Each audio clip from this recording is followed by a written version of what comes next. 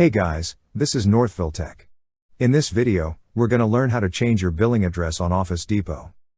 If you don't have an Office Depot account, we will put a link in the description below for you to sign up. But if you already have an account, just open the website, then click Login.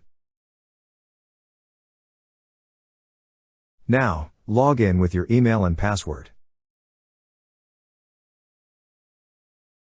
Once you're logged in, you will see several options at the top right side of the screen.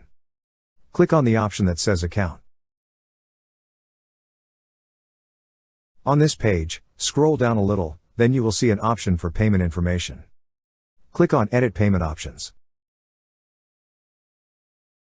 On this page, you will see a section for billing address.